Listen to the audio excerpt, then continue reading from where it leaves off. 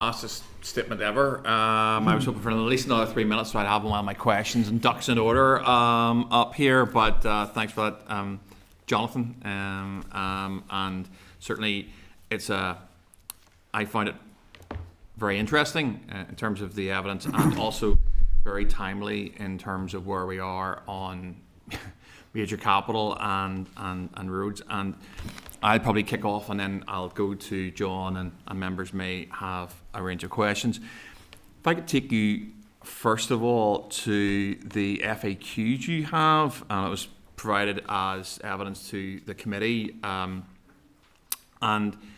clearly the question there is what has been done by the Department to meet its commitments under the Climate Change Act 2022, and you've highlighted sort of three there, which are switching vehicle fuels, shifting modes, and reducing need to travel as part of that. It struck me that in order to meet the climate change targets, which I think we'll all agree are quite challenging, and I might come on to that in my second or third question, how much confidence do you have that the three things that you've mentioned in that FAQ will deliver what's required? You're specifically mentioning the three schemes in there, BRT2, Lagan Bridge, those schemes? No, sorry. Do these guys have this? It says FAQs for DFI website. Prioritisation. Chair, I'm happy to jump in on that. Will you take that one? Okay. Do you know what I'm talking about? I do, yes. Okay, great. Absolutely. So, in terms of our proposals for the decarbonisation of transport, and those are the three headline proposals, our confidence is high that those things will in fact decarbonise the transport sector by 2050. We have developed a transport emissions model, which we believe is best in class in terms of looking at the specific Northern Ireland vehicle fleet. And I don't just mean public sector fleet, I mean the fleet of vehicles that exists and uses the road in Northern Ireland.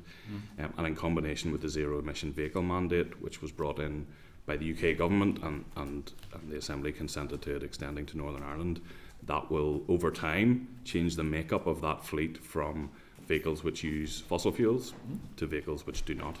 And essentially when you work that through a 25-year programme of vehicles dropping out at the end of the fleet and new vehicles coming in, that over time decarbonises the fleet, and that measure alone accounts for the majority of the decarbonisation that we need to deliver under the Climate Change Act.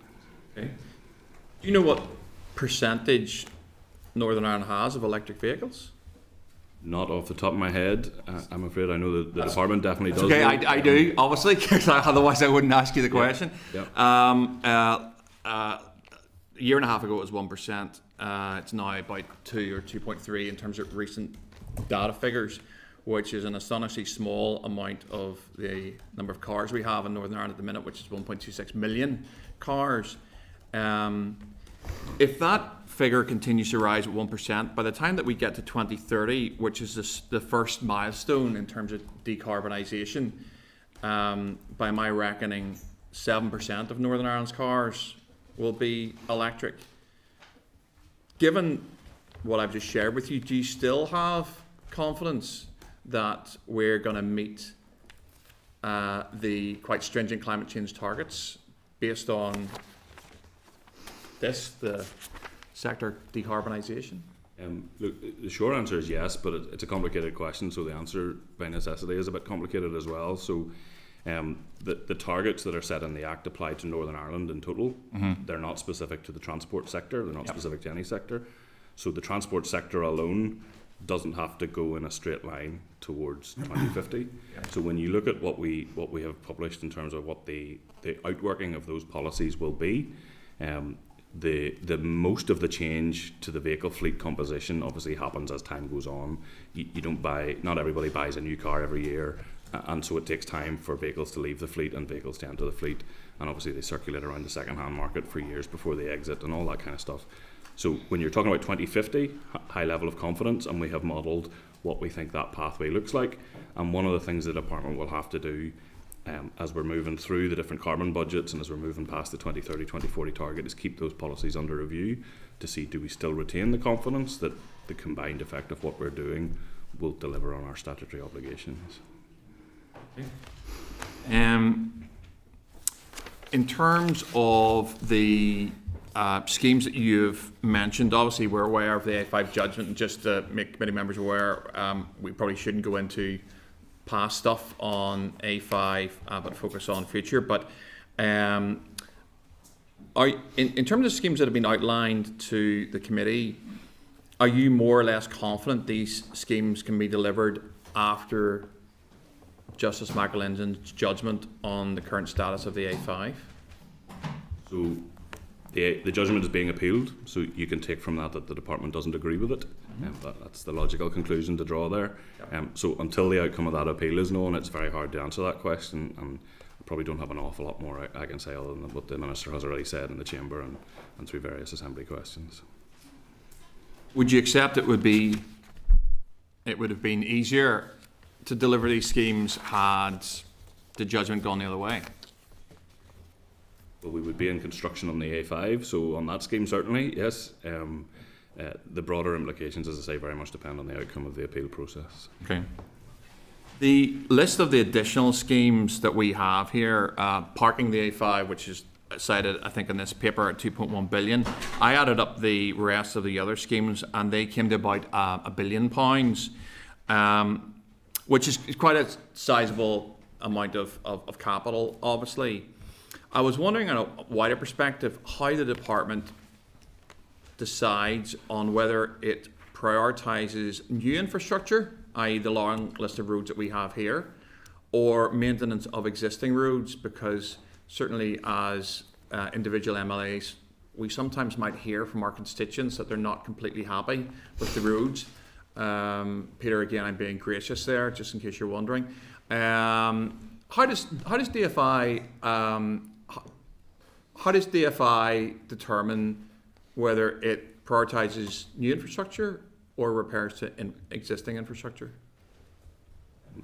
So, do you want to maybe talk about how we put together the portfolio, and then I can comment on the wider? Yeah, in terms of major projects, in terms of when we were doing the prioritisation exercise, we looked ahead of ourselves in terms of trying to profile a flat line projected budget going forward, in terms of what we would have over the 10-year period.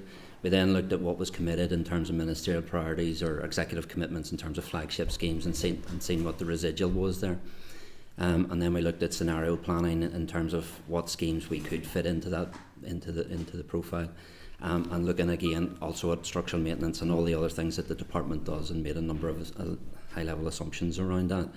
And that's where we came up with a plan in terms of we could sequentially deliver the A1 junction scheme, followed by then Ballynahinch, and then followed by Cornamuck, more or less to ease the pain there in terms of not reducing the peaks through that 10-year period, and allowing a balanced approach in terms of major projects against other commitments.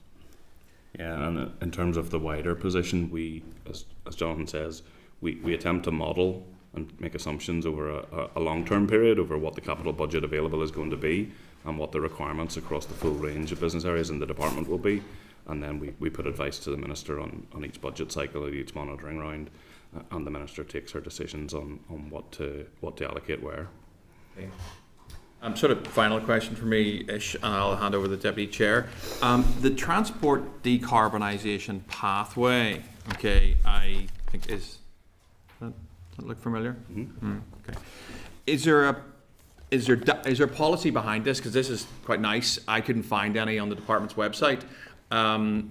Is there more to the policy than what I have here? Is that just a fact sheet? Is there a detailed policy that sits behind this? So there's the transport chapter of the Climate Action Plan, which the department also contributed, Okay. which sets out a bit more.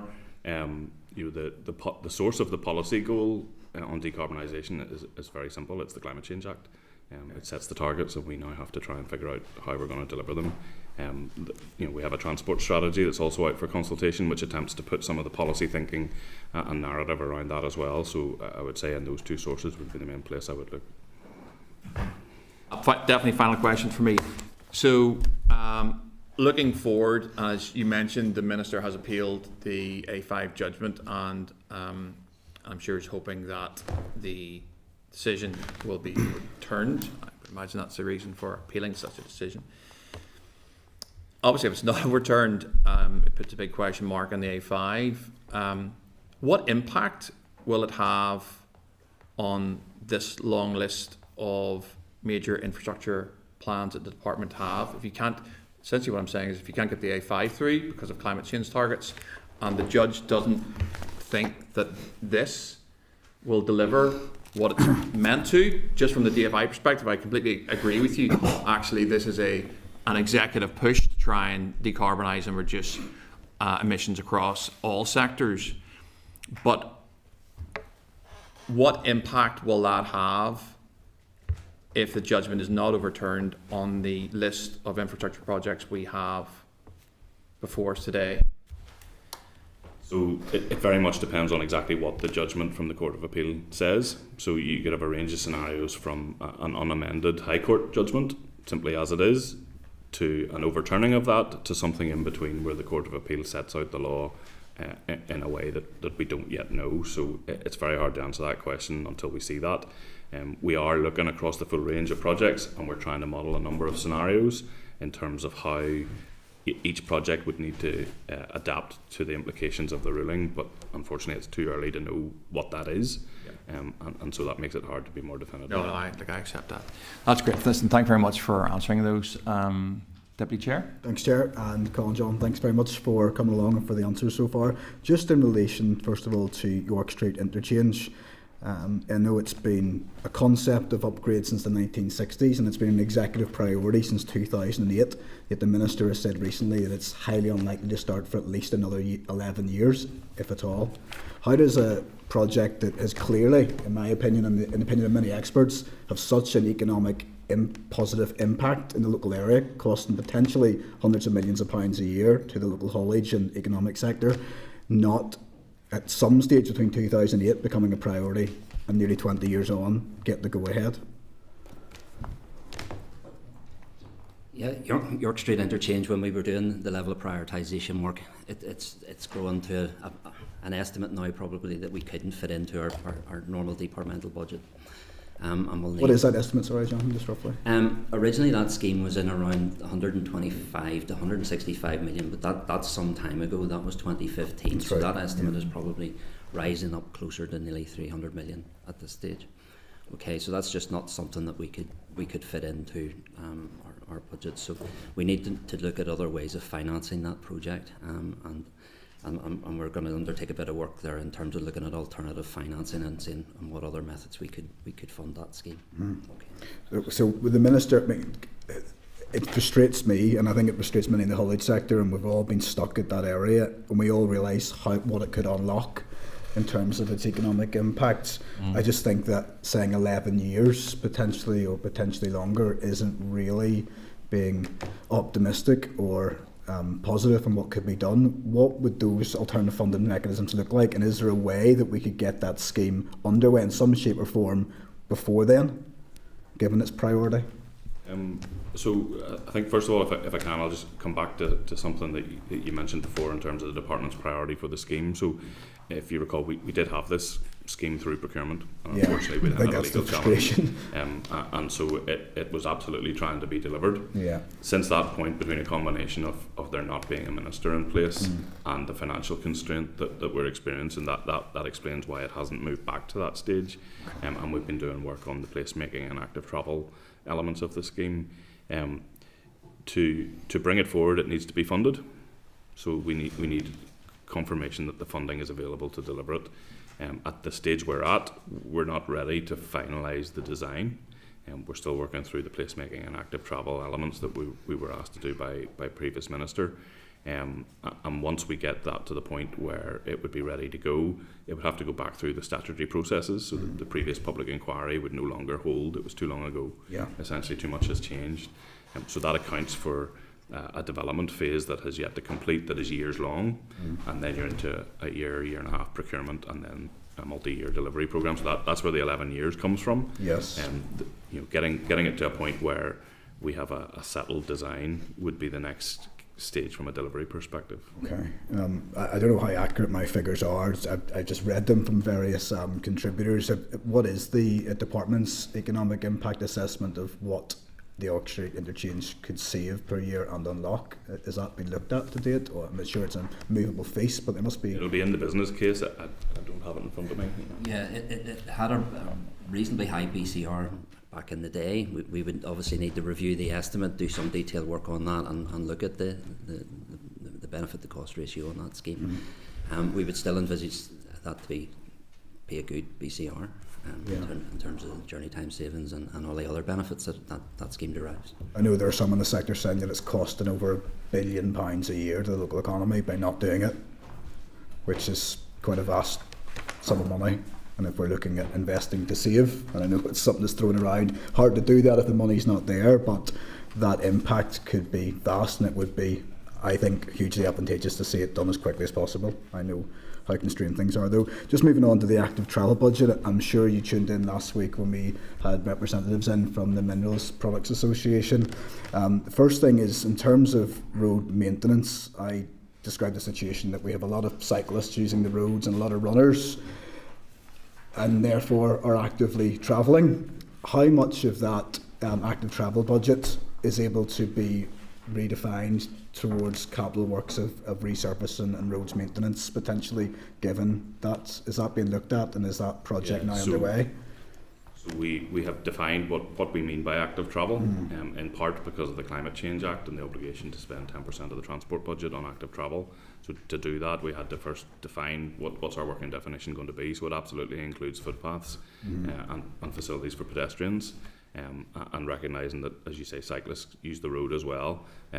We don't allocate any resurfacing of roads to active travel, but we do allocate some of our footpath spend and our structural maintenance of footpaths to active travel, just for that reason. So it's something we're very mindful of. We have the statutory obligation in the Climate Change Act, and we're very mindful of the need to grow our spend on active travel, but at the same time ensure that we're delivering value for money when we do that. And so we've been putting a lot of effort into growing our capability, our capacity to meet that target. And ultimately we're still in a 1-year budget cycle, so we don't have any certainty about future years and what the budget will be, and therefore what the share of each element might need to be, but we would have an understanding of what we think the requirement is, and that's the starting point for putting advice to the Minister on the budget. So the fact that a percentage of the active travel budget can go on roads maintenance, but yet the overwhelming majority of cyclists are on roads, a significant portion of runners are on roads, equestrian is on roads, it could be argued by many that it could open up that funding pot to it. Is that something that can be done if there was a mind to do so, and what would it take for that to happen? So the question is, what's legitimately badged as active travel? I think is at the and heart you could of that argue question. what I'm saying is active travel. And people can have different views on that. So we include things that are of benefit for walking, wheeling, cycling, and other forms of active travel. I need to check if equestrian is included in our definition. I'm not sure, just off the top of my head. There are different definitions used in most jurisdictions, unfortunately. So, look, is it a legitimate thing to badge as active travel is one question. I'm not sure that that's the constraint. There isn't a special pot of money that exists for active travel. It has to come out of the same pot of money that everything comes out of. For it, yes. So, it might not be spent. We have the 10% statutory duty, yes, and we're very mindful of that, and we have a plan to grow what we spend to deliver that. But it doesn't come with any ring-fenced money from the Department of Finance. There's no extra money. It's literally 10% of what's already being spent on transport, and by definition, money that is spent on active travel isn't spent on other areas of the transport budget, so it doesn't mean an overall growth in spending on transport. It simply is a reprofiling of that money, and that's where the Minister has to take very difficult decisions at times on what to allocate to which area of the work. Okay. Just final, Chair, if I may then. When we heard from the Mineral Products Association last week, there was serious concerns about the constraint on roads maintenance, and we're talking here about major capital projects, but they were arguing it's hard to justify spending tens of millions or hundreds of millions on new schemes when we can't even have what we hold. And there is a legitimate argument in that, more so as well that they are under serious financial pressures. They're having to invest How sympathetic are you to their case? How concerned are you for the long-term sustainability and viability of those companies? And what more can be done to support them and give them the assurances they need when it comes to roads maintenance budgets? So very, very sympathetic to the case for additional funding for road maintenance, as you would expect. We know that from a structural maintenance perspective, we should be spending somewhere in the region of 190 to 200 million a year in today's prices to maintain the network in a satisfactory state. And this year, the opening allocation was 68 million. And it's not a surprise to me that puts pressure on our suppliers. I've met Gordon Best and some of his members, and we've discussed that. And look, obviously it's going to have a pressure on them if we're not able to put the same money through our contracts into works that they would then deliver, and we recognise that, and we're mindful of that, and the Minister also is mindful of that, and will continue to bid at every opportunity for additional funding in order to attempt to put additional works and additional orders out. We have a range of pressures. It's not a new thing for the committee to hear from me, but the Minister is mindful of that and will continue to bid for the additional funds. Okay. On the question of the balance between building new and maintaining old, most of our major capital project from a roads perspective is actually executive level schemes, so it's ring-fenced money, and it isn't available to our Minister to reallocate it between a particular bypass scheme or a new dual carriageway towards structural maintenance. So that the Minister has to work within the non-ring-fenced element of the budget, which then also is where active travel and street lights and other things would come in. And just as a subsection to that last question, I think I asked you this before, Colin, but I've head like a sieve. Hope I give you the same answer. Potentially. We're spending around 60 to 68 million pounds a year. We should be spending between 120 and 140, give or take, roughly. I would more. Our initial target would be to try and spend 120 to 140 on the growth to 200. Yes. What is the cost each year of not spending that? Is a quantitative survey being done on the deterioration of the roads by not spending the money? And then how does that rolling effect get worse and worse each year as a number? That's what I really want to get my head around, the cost of not doing what we need to do. So we analyse the condition of the network every year, yes. And there are now road condition statistics published as official statistics by NISRA, and so we've now got 2 years of those on the department's website, and I would encourage you to look at those in terms of what they say. Logic tells you that if you don't maintain an asset, it deteriorates over time, and roads are no different. So we would expect that if we're not able to fund maintenance to the required level, that the condition overall of the network would deteriorate. And we believe that's partly what we are seeing in terms of that condition. There's no question that investing at the right time is better value for money than trying to patch everything later in the day. But if you don't have the cash, you can't. And so what we try and do with our policies and our approach is ensure that we strike the best achievable balance in terms of repairing defects that are the most severe or the most safety critical or whatever the particular issue is. And maintaining resource to deal with unplanned expenditure and winter storms and emergencies and so on. Well, we're effectively running to stand still when it comes to maintaining the road in terms of not putting in what needs to be done each year. We shouldn't expect the condition to stay still if we're not able to resource it to the required level. Thank you, gents. Thanks, Chair. Thanks, John. Okay, Harry. Okay, thank you very much, Chair. Colin Johnson, good to see you in committee today. First of all, I'd like to say I very much welcomed Minister Liz Kimmon's decision back in March, putting the Ballinhinch bypass back on the priority list. I know you have down that you want to start the A1 February 26 and then the Ballinhinch bypass coming in maybe spring 28. Of course, I would have rather it was the other way around. They were doing the Ballinhinch bypass first, but obviously safety, road safety, I can understand comes first.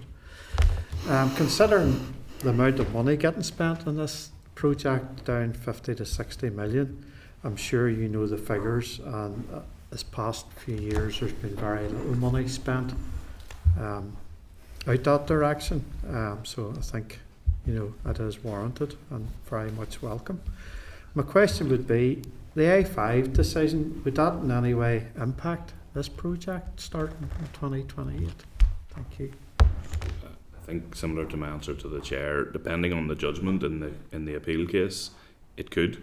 Unfortunately, until we know what that judgment is and we know what the settled legal position is, it's hard to be specific. What I would say is there is time for the Ballynahinch bypass to cope with a range of scenarios, given where it sits in our schedule. And these problems you feel can be ironed out in that time frame then? Once we know what the problems are, then I'd be able to answer that question a bit better. But as the Minister has said, very mindful of the potential for implications across all of the projects. Her commitment to the delivery of the schemes hasn't changed as a result of the judgment, and so our task as officials will be to work out what the delivery strategy needs to be. Thank you. Okay, thank you, Chair. Thank you, Harry. Stephen. Thank you, Chair. Thank you, gentlemen. Good to see you again. Just picking up on some of the points, as we know, last week the Mineral Products Association, they were deeply concerned around we're now halfway through the financial year, and almost all of the road maintenance budget is gone. Is there any hope in the October monitoring round? And also, with that in mind, do you think we are getting closer? I know we've talked about this quite a number of times, Colin, with yourself, around getting beyond the limited level of service that we're now almost 10 years on from. So the Minister stands ready to bid as soon as the Finance Minister calls an October monitoring round. I'm not aware if that has been formally engaged yet by the Department of Finance, but DFI is ready when it is. And we'll continue to bid for structural maintenance. Our limited service primarily applies to our essential maintenance activity, which is funded out of resource budget. And on that scale, this year's resource budget allows us to try and look for ways to improve on the limited service standard. Now, it's not as simple as we're taking the bar from here to there as a result, but we're looking for targeted ways in a risk-based way to use some of that extra resource funding that's available this year for activity that would be of benefit. So, for example, things like gully cleaning ahead of the winter and ahead of the weather that we expect. We're able to fully fund winter service and so on at the start of the year without having to worry just as much about monitoring rounds, and so that's a positive thing, certainly. Yeah, and as you know, section officers are at this stage are left with little or nothing, going forward for the rest of this financial year, which is a significant challenge. And as you say, with the winter pressures coming in on top, which will impact negatively on our road surface conditions as well. Appreciate the impact on other infrastructure projects, and I'm sure following the judgment, Chair, we can get a meeting arranged swiftly. Would be very important, I think, on the impact of the A5, where it's going to go, and the major impact on so many road infrastructure schemes and even beyond infrastructure schemes. So we'll look forward to that. Just in terms of issues came up before around recruitment, and retention and vacancy rates and so on within the department, and how that impacts onto this particular section. Is there any updates on that from when last met here? So partly because of the resource budget now being a little healthier, our primary constraint is supply of available staff. So we're working very hard with the Department of Finance and NICSHR around their ability to support the delivery of recruitment competitions. We have been able to bring in all the supply that is available this year. So we have run a number of competitions for a number of different grades within the organisation, and we've been able to bring people in. Unfortunately, the age profile of our workforce means that we're essentially standing still, having run very fast to do so. So it remains an area of focus and something that we continue to be concerned about. And I expect that to continue for the next 5 to 6 to 7 years, just, I say, looking at the age profile of our existing workforce and trying to make some reasonable assumptions about when people might retire or leave the department. Okay. Final point, just in terms of the new regional transport plan, is there any time frame around that, or does that depend on councils with LDPs and so on? So the regional plan wouldn't be just as dependent on LDPs. Obviously, there's a relevance there, and there is a connection to the local plans. We are working on a new regional plan, and we're looking at the transport strategy and moving it through the consultation and finalisation process to give that a solid basis.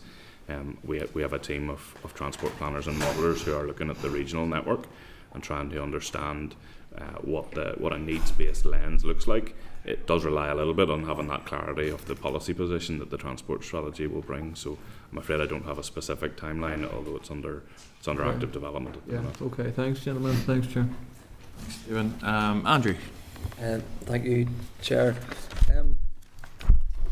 I suppose, I mean, and there's a lot of, it's difficult not to get sort of honed into the local areas, if that makes sense, and the ones that we are sort of more closely attached to. But I suppose, like, what are the guarantees that, shovels are going to hit the ground in a lot of these projects? Because obviously, I mean, someone over there alluded to the York Street since the 60s, certainly Bannon bypasses like that too. It means, and all the challenges that are going around at the minute, they're all well known. Like, so that's really the point. When are we going to see shovels hitting the ground in some of these things? What guarantees? Yeah, I think the A5 judgment is key here in terms of progressing schemes. We currently have 3 schemes in procurement at this point in time, as well. So we do have Enniskillen bypass. Tenders are back being assessed on that. Because of the A5 judgment, we're having to take that wee bit of further legal advice on that before we can proceed. A1 Junctions is just finished the pre-qualification stage and be moving to the tender stage. And then we would have the Lagan Pedestrian Cycle Bridge, which is effectively out to tender. So we have made some momentum on these schemes, but unfortunately the A5 judgment has caused us to come back and have a look in terms of the legal side of that and whether we can progress with those schemes. So I think the point of the prioritisation exercise and of inviting ministers to set out a prioritised portfolio of schemes is to allow us to then put the plans in place to make them real, and that's very much what we're doing and what we're being ready for.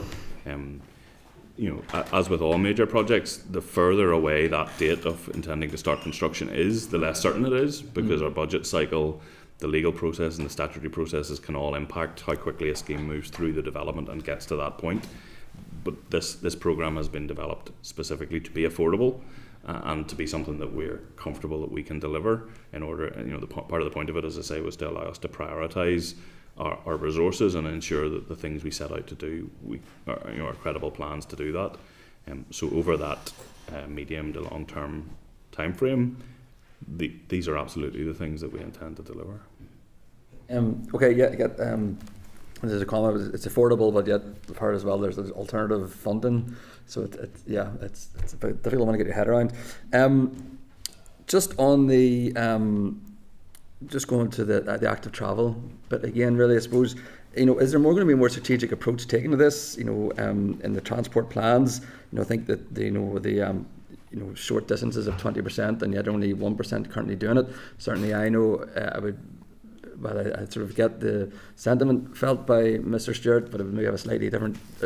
Having cycling through some of it, I think the emphasis should be on making it better for cyclists. And certainly, I mean, I've cycled through Belfast and Jeepers O.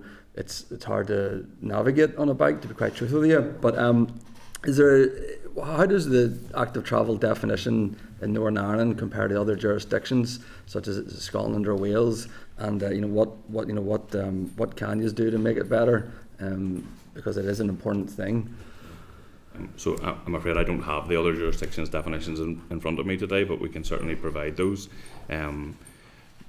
They're all slightly different. They're all determined by different ministers and different jurisdictions for use for their purposes. We have a reasonably detailed technical note sort of supporting the definition that the minister has adopted for use by the department. We have the active travel delivery plan. That's the key link into the local transport plans and understanding what we think the active travel network should be. And I'm sure you've had a look at it, and you can see that it attempts to set out what we think the prioritisation of schemes across the whole of the network in urban areas would be.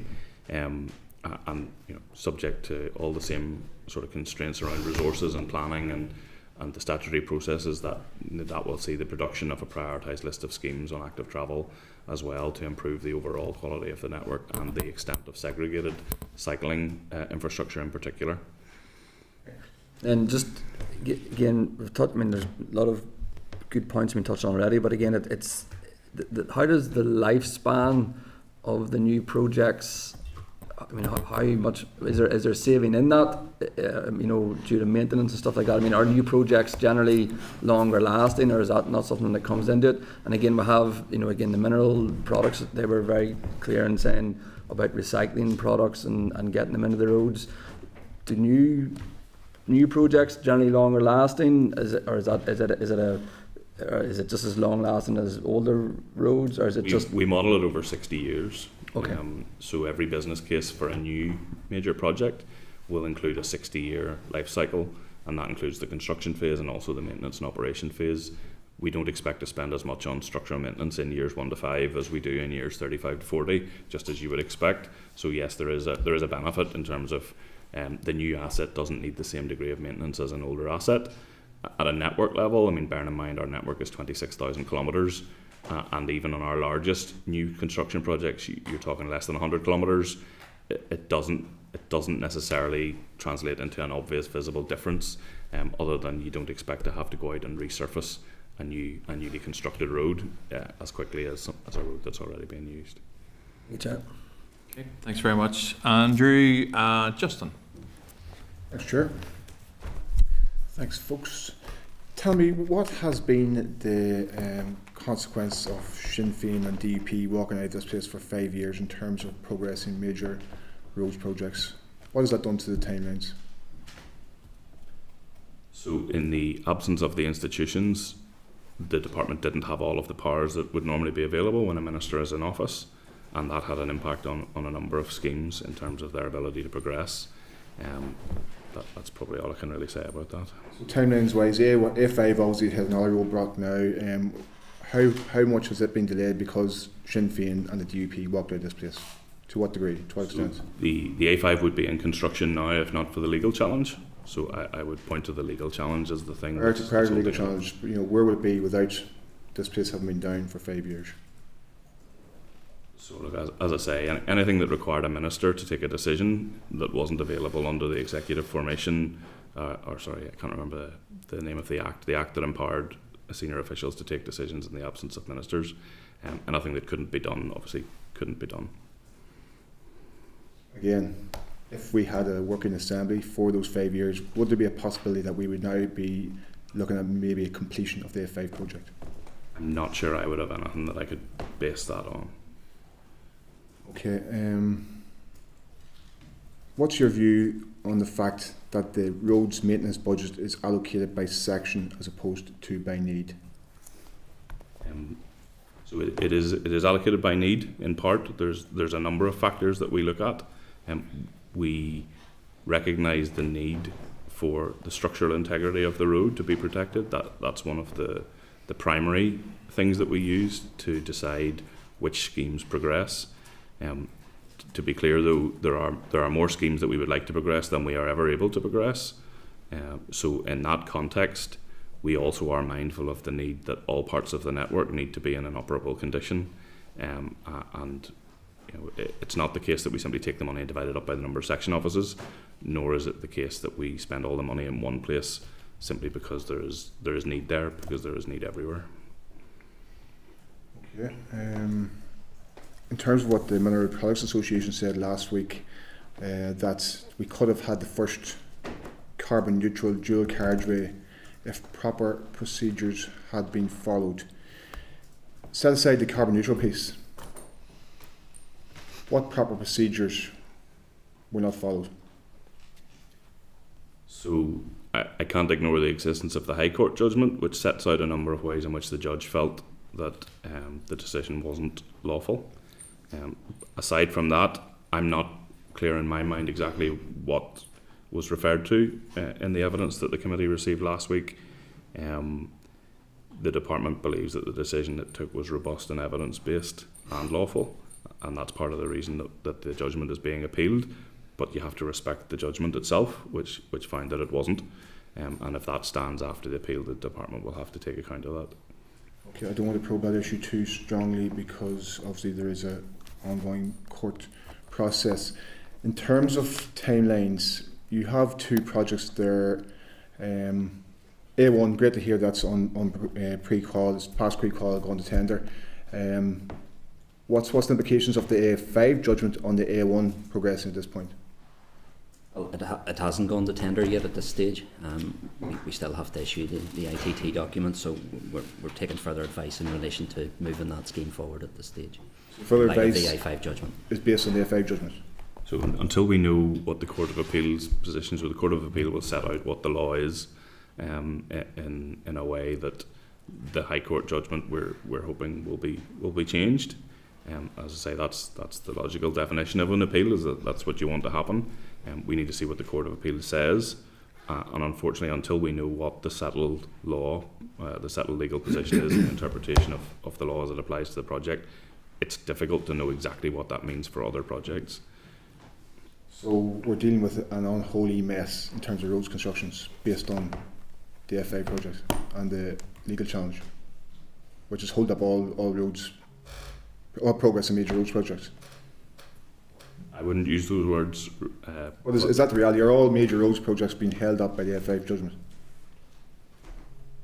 So all of the projects are at very different stages of their life cycle. Some activities can proceed and some development work is ongoing.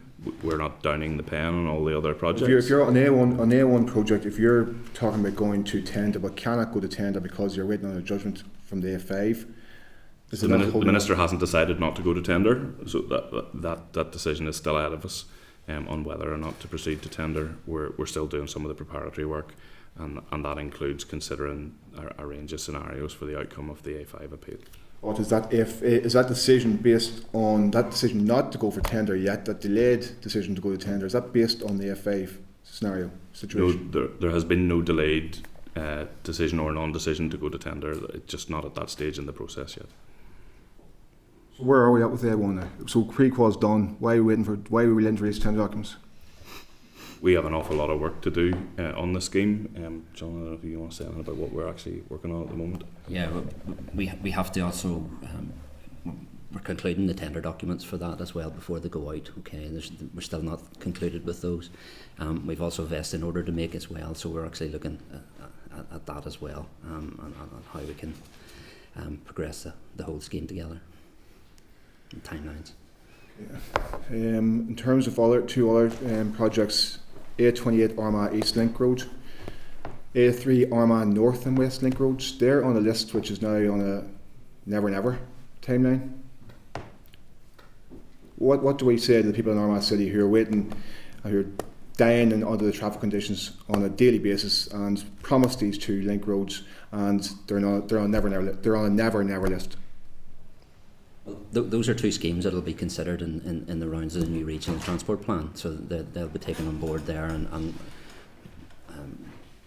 hopefully will be shortlisted. I'm not sure what way they'll be progressing in terms of, hopefully they'll form part of the new regional transport plan, but that will weigh up all of the priorities right across the province in terms of what schemes are going to go forward. So there are about 30 schemes on the paused list. A wide range of schemes that have featured in various previous regional transport plans or local plans. The affordability constraint is a key thing there. By the time you look at the ring-fenced funding for executive flagship and city and growth deal projects, there isn't an awful lot of capital left for other projects. We only have 3 other projects that are progressing at the minute, out of a list of potentially, as I say, upwards of 30. That have been conceived of. Now, not all of those have been developed to a particular stage. Some of them are simply conceptions, but no work has been taken forward on any of the rest of those projects at the moment.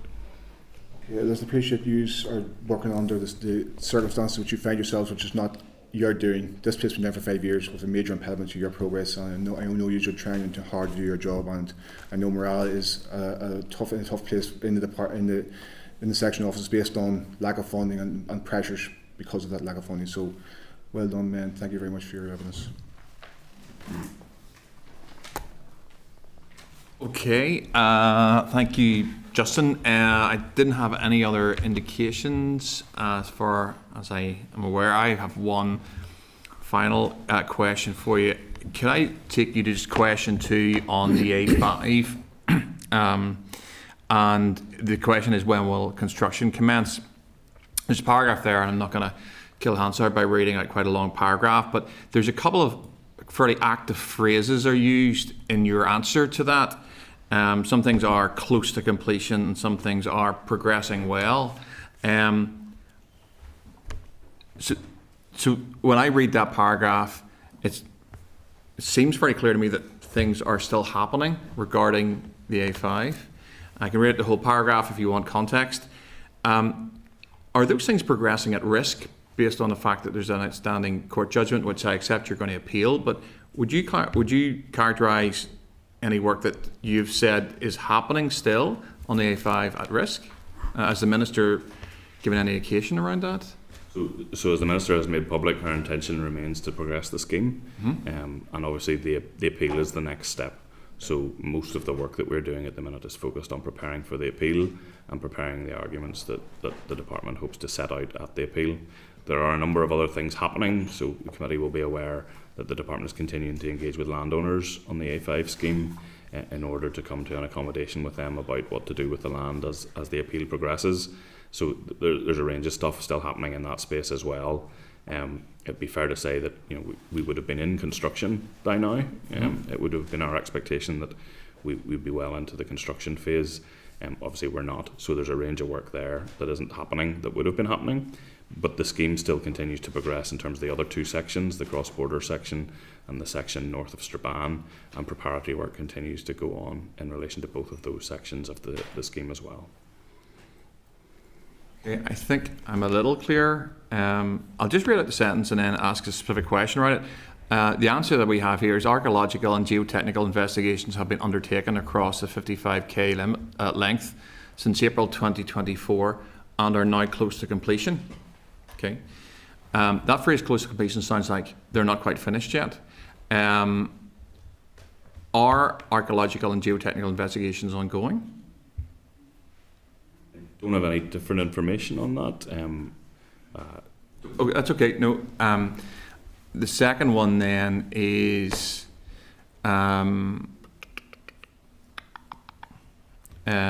advanced forms in the form of site clearance, fencing and setting up of compounds and site mobilisation commenced during January and are progressing well.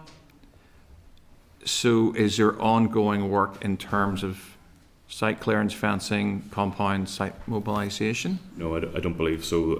One of the effects of the judgment was that the vesting order no longer had effect, so it's not our land.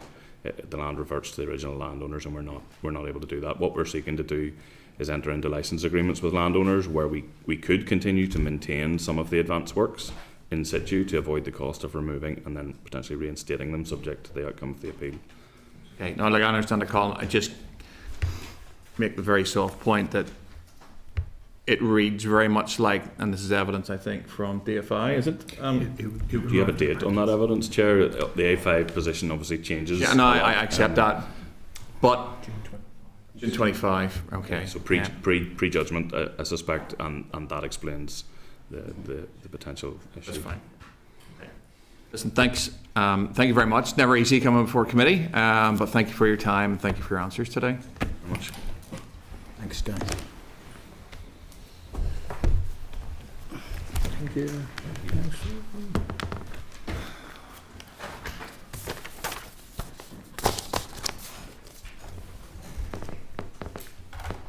Okay, committee, are there any actions arising from the evidence that anyone wants to raise?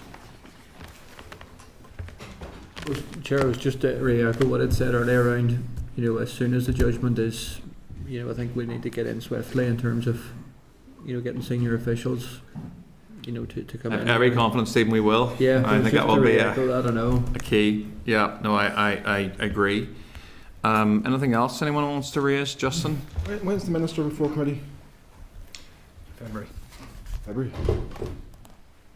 Is it not a long time away, given all our major road schemes are pretty much in a logjam bottlenecks at stopped, and we're sitting here as a committee? Are we not really?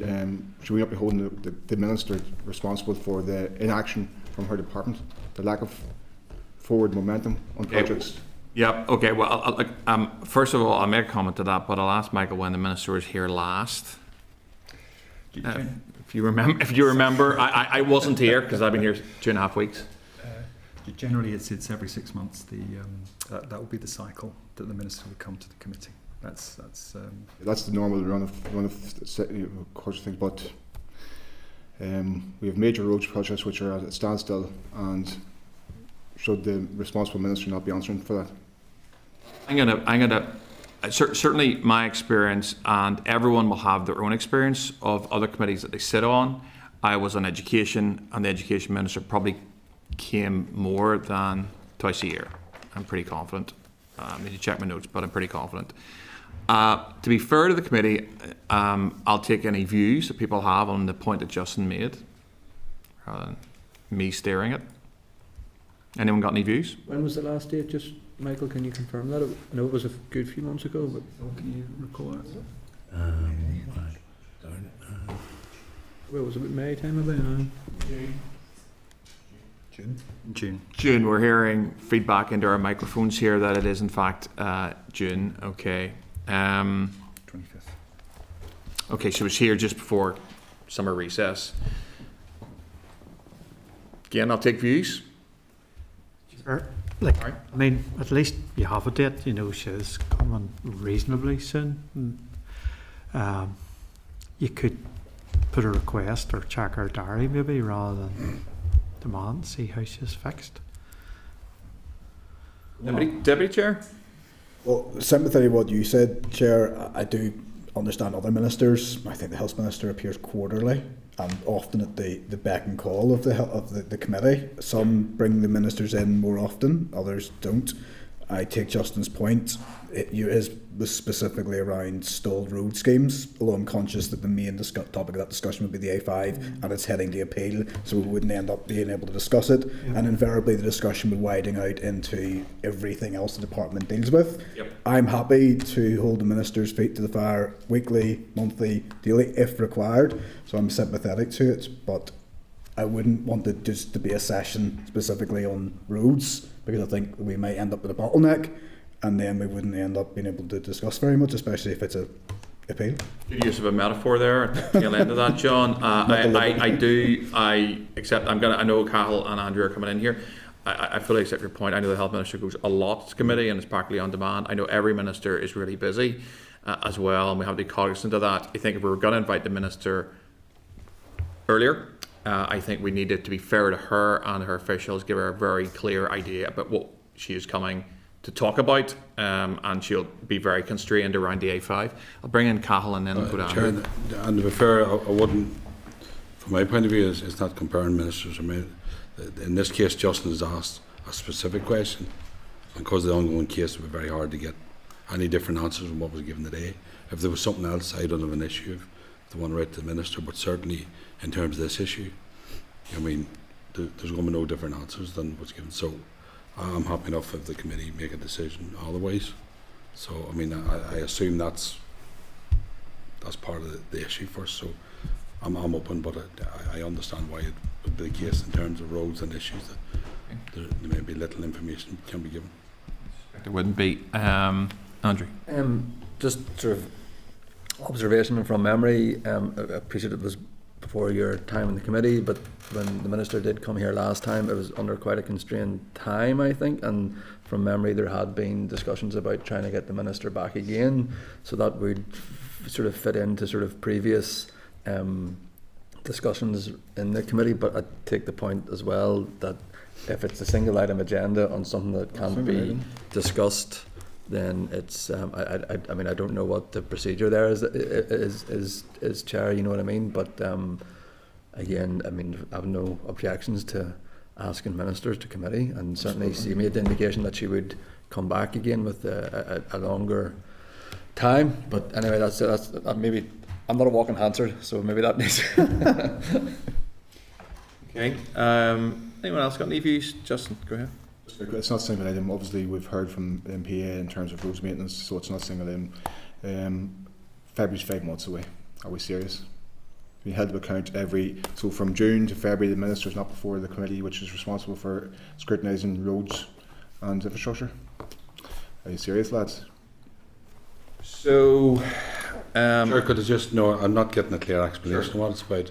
If Justin wants to put something in writing to you, through you, put it in writing, then we'll see it and we agree what the terms are. Yeah. If it's a case, ask the minister up, the committee 100%.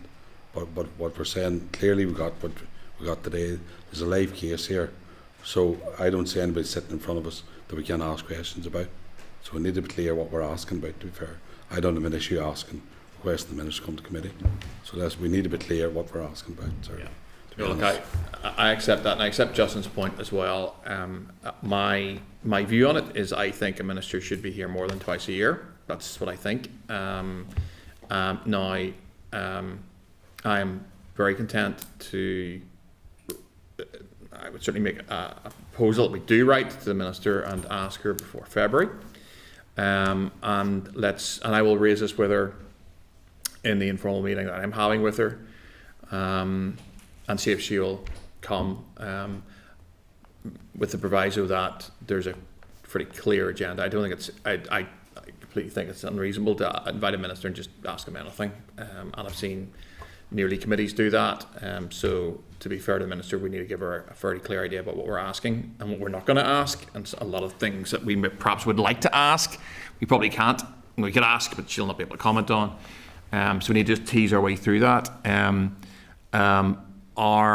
Do we want our committee happy enough that we write to the minister and ask that she come before us before February on the proviso that we will give her a clear idea about what we're going to raise with her? Are people happy enough with that? Yeah. I think so, sure, yes. Okay, that's fine. Well, if committee are agreed, no dissension, we'll do that then as an action out of that last briefing. Thank you for raising that, Justin. Anything else coming from the evidence? I had a question around 10% of something. Statutory duty, 10% active travel. I'm not sure if probably everyone else understands that. I'm very new to all this. I wasn't sure if that was 10% of the entire DFI budget was being spent on active travel, or whether 10% of active travel was being spent on the maintenance of footpaths. Michael? Clarify that. Yep. Under the Climate Change Act, it states that 10% of the budget spent on transport would be on active travel. Okay, and then as part of that, then some of that can be used. Some of that active travel, I think John teased this out, can be used on footpaths but not roads. I think we'll see. Can we, if members are agreed, we write to the department just asking for some more detail, maybe a couple of policies around that, and how they decide how much of that active travel budget is maybe spent on footpaths, if committee are happy enough with that. Yeah, Chair, if I may come in that, course, Sean. whenever the previous officials who are in charge of active travel, I try to tease this out with them. I'm not much of the wiser, because I did make the point that it could be strongly argued, as I tried to today, that active travel happens on roads, but they can't repair them, even if you're a cyclist and a passionate cyclist like Andrew and many others who are an equestrian or a runner. So that can't be touched, but pavements can. Streetlights can in certain conditions. Pavements to no town can be. And 6-foot obnoxious fences along the highway in Newton Abbey can be. My fear, and the point I tried to get to, was how are we ensuring value for money when the pot of money is ring-fenced for things that have to be spent year on year.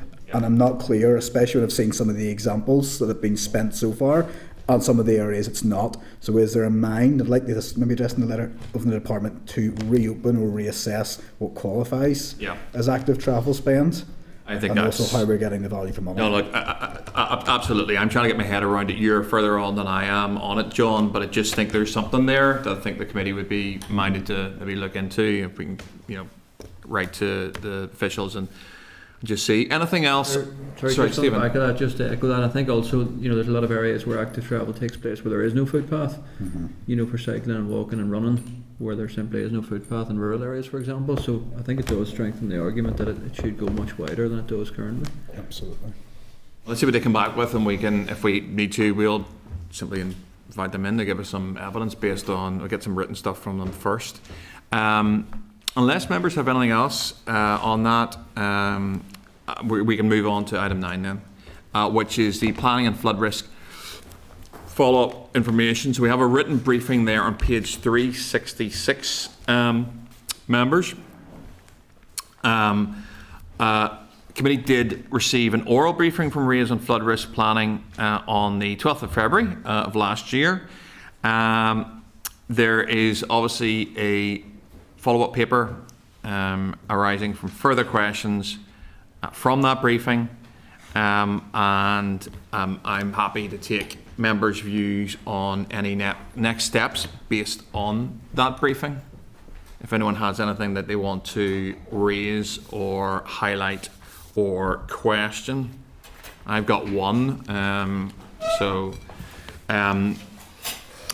It's on page 10 of the guidance, on paragraph 2.8. It says DFI is updating its climate change technical guidance on flood risk. From this, all flood maps will be updated. It's planned that this will be completed in 2026.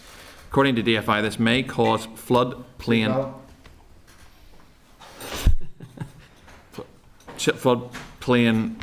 outlines to increase, with impacts on development land availability and the scale of future flood alleviation projects. I would like a wee bit more information on that from the department. There's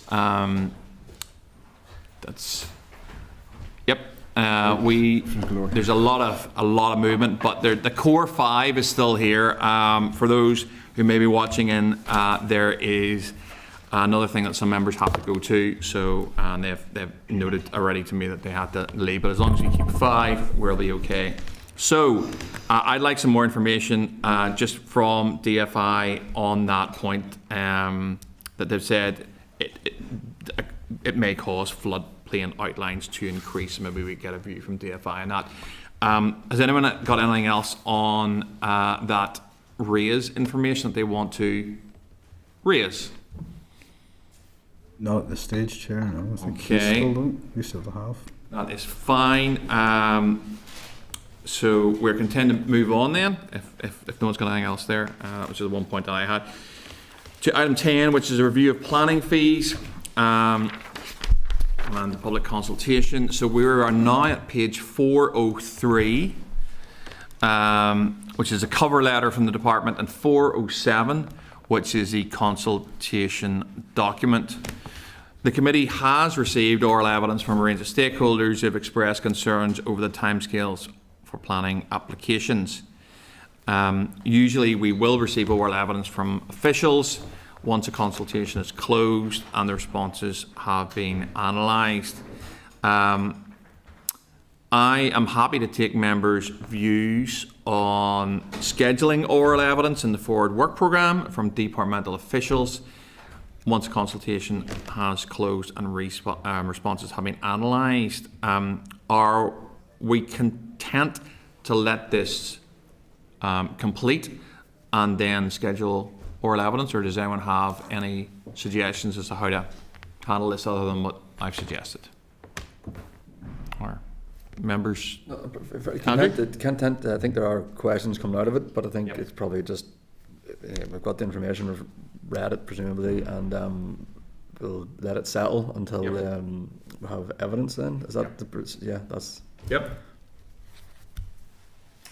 So if members are content, then we will schedule oral evidence from departmental officials once a consultation has closed. Justin? Sure, just in terms of parking charges, forgive me, planning charges, okay? Yeah. We see a big full page piece in the Irish News today showing that timelines around planning applications are doubling. So how on one hand can we say planning charges, raise them, but on the other hand we're saying, but by the way, your timeline for your application being processed is going to be doubled or beyond doubled. People are going to say, pull the other one, folks. I think there is, I'm not sure if you want a response from me, I'm not sure if there's a direct question in there. I mean, I think probably committee colleagues would understand that there are very specific issues that are arising in planning that are spiralling out of some of the things that the committee is considering around sewage and wastewater infrastructure and negative conditioning and a whole range of things there. So, you know, that is a situation we face into. It's not acceptable, and it's our job to scrutinise what the reasons for that and hold people to account for it. Would be my simple response. I'm not sure there was a question there. Are you suggesting anything, Justin, or making a statement there? It's a statement, but also It needs to be questioned. Somebody needs to answer for that. I think, again, back to how important it is that we have the Minister here before us to answer questions on these fronts. Well, we are going to write to the Minister. We'll see if she's going to come any earlier to committee, if that's okay. So our members agreed on point 10 then? Somebody needs to say yes or nod at me. Brilliant. Okay, so 11 is the first of the, as an SL. The U5390 Churchill Jonesborough Abandonment Order Northern Ireland from pages 426 to 428. The rule is subject to negative resolution. The rule will abandon an area of 21 square metres of superseded road at Churchill Jonesborough, located at a point 62 metres northeast of its junction with Churchill Road. The property at number 18 Churchill Road, Jonesborough, was acquired by the construction of the A1N1 Link Road. The property along the land at this location has been declared surplus to the Department's requirements. However, it contains a small portion of the superseded road at Churchill which requires it to be abandoned before disposal can proceed. Following the abandonment, the land will be disposed of in accordance with the statutory procedures for the disposal of government-owned land. Do members have any issues they want to raise, Justin? Yes, major concerns with this one. My constituent is a neighbouring property. The abandonment permits selling of their adjacent property where there are structural concerns with the retention. There is an old building on the property where if it's removed, then the structural integrity of the retention will also be compromised. The house owned by the department is, I think, 200 years old, and that's obviously going to create compromises for my constituent there's an elderly lady residing here who's vulnerable and who is worried beyond belief, and her family are worried beyond belief about the consequences of this abandonment. Also, the map that's before us is it's confusing because it shows a road that's not there in reality. So there are a number of concerns around this SL, and I just think that we shouldn't proceed until those concerns have been addressed for the well-being of my constituents. Okay. Michael, how do we take this forward? There's a number of ways we could do it, Chair. One is to invite officials in if the committee has agreed to answer those questions in particular, or we could write to the department and raising your concerns. So it's how the committee wishes to do that as a committee, or the committee may decline to do so and wish the local MLA to take it on. But because it's before the committee, perhaps the committee members would like to take an action here. It's a committee, folks. Has anyone got a view on this? Harry? It would seem like writing would be maybe a more sensible approach without bringing in officials, but obviously Justin would have to be content. I'm happy with that. I'm totally happy with that, yeah. It's Justin's constituents, so yeah, happy to be collegiate in this one, as best we can. Okay, well let's write. Intent. Sorry. So, Chair, just to clarify what we're specifically writing about, is it to ask departmental officials what engagement they've had with local residents around with the residents, this particularly SL1? adjacent residents who are very concerned about the structural integrity of the neighbouring property, and where that access will permit sale of that neighbouring property, and the abandonment will permit sale of the neighbouring property, and then they are very concerned about the structural integrity of their home. So where are they, Justin? They're here. Okay. That's the action we're going to take on that one, and we will no doubt see it again, I would imagine. Number 12. So there are 3 SRs that are not subject to Assembly proceedings and are not requiring to be laid. These are on pages 430 to 439 of the meeting pack and are the following. SR 2025/152, the Parking and Waiting Restrictions Belfast Amendment Order 2025. SR 2025/153, the Loading Bays on Roads Amendment Number 2 Order Northern Ireland 2025. And SR 2025/157, the Road Speed Limit Number 3 Order Northern Ireland 2025. Just need to remind members that the committee noted the proposals for the SRs at its meeting on the 10th of September, and are members content to note the statutory rules? Content. Brilliant. Okay. Which takes us to the forward work programme. If I can take members to page 441, you will see it there. At this point in time, I'm certainly content with it. Do members have any view or anything they want to raise, or are we content to note? And I'm sure this will be starting to get populated as we go. But anyone want to raise anything, or are we content to agreement to proceed with it as is? We didn't know, Chair. Okay, that's fine. That takes us to 14, which is AOB. Does anyone have any AOB they want to raise? No. Nope. Which takes us to 15, which is the date, time, and location of next meeting. I need your agreement that the next meeting take place at 10 a.m. on Wednesday, the 8th of October, in room 29 at Parliament Buildings. Great. Okay. We can adjourn the meeting. Committee Room 29. Sound.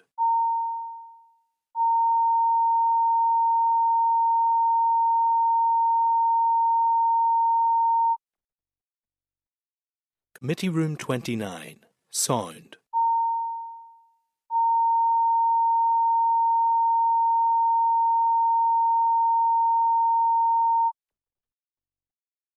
Committee Room 29. Sound.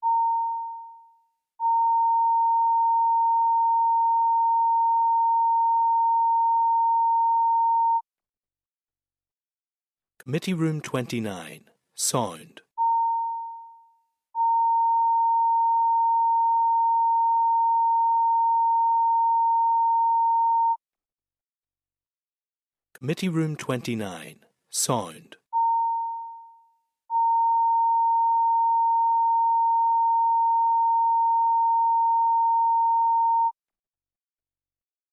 Committee Room 29. Sound.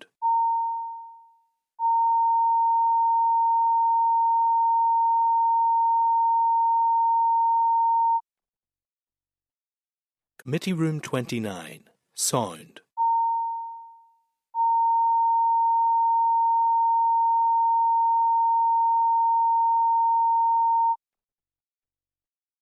Committee Room 29. Sound.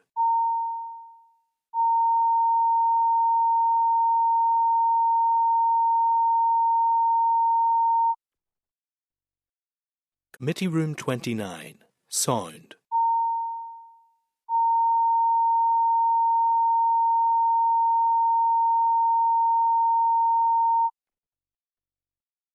Committee Room 29. Sound.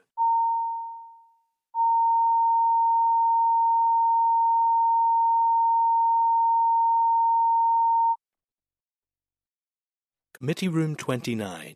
Sound.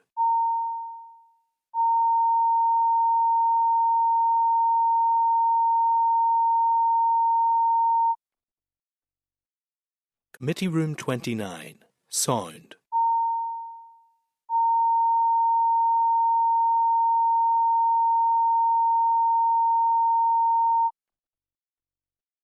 Committee Room 29.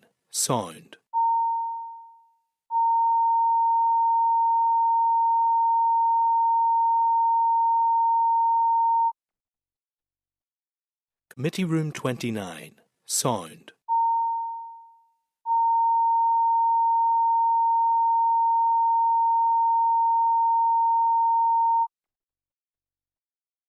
Committee Room 29.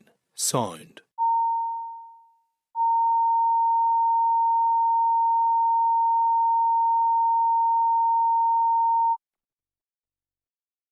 Committee Room 29. Sound.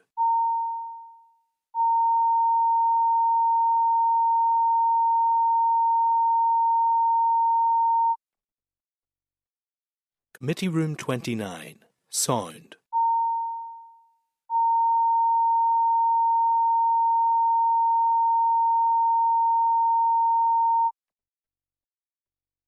Committee Room 29. Sound.